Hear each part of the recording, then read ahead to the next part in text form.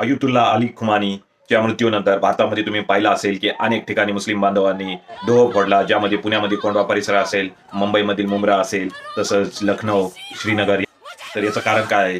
तर मुस्लिममध्ये शिया आणि सुन्नी असे दोन जाती असतात आणि त्यामध्ये शिया जातीचे जे गुरु असतात त्यांना अयतुल्ला ही पदवी दिलेली असती आणि खिमानीचं जर तुम्ही पूर्ण नाव पाहिलं तर अयतुल्ला अली खिमानी असं नाव होतं.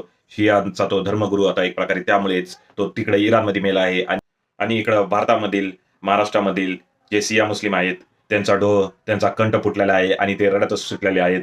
पहलगाम पुलवामा हल्ला झाला, परंतु त्यावेळेस ह्या लोकांना काहीच वाटलं नाही. परंतु आपला सियापंथीचा जो एक धर्मगुरू आहे, जो एक कट्टर हुकुमशाही होता, इराणची लोक आनंदात आहे, परंतु इथले जे मुस्लिम आहेत ते मात्र इथं रडत सुटलेले आहेत. त्यांना दुःख जास्त झालं आहे इराणच्या मुसलमानापेक्षा, अशीच एकंदर स्थिती दिसत आहेत. कारण ही लोक त्याच्या राजवटात राहिलेली नाहीत. कदाचित ही लोक पण त्याच्या राजवटात इराणमध्ये राहिले असते तर मग त्यांना चांगली अक्कल आलेली असती आणि ते रडत नसते बसले, ते नाचत असते. तर हीच एक वस्तुस्थिती आहे की इथल्या मुसलमानांना तो एक कट्टर धर्मगुरू वाटत आहे आणि तिथल्या मुसलमानांना तो एक क्रूर, जुलमी, हुकुमशाही राजा वाटत होता. त्यामुळेच तिथली लोक आनंदात आहेत आणि इथली लोक ज्यांचा लांबपासून त्याचा काही संबंध नव्हता त्यांना दुःख होत आहे. काय वाटतं याबद्दल तुम्हाला कमेंट करा.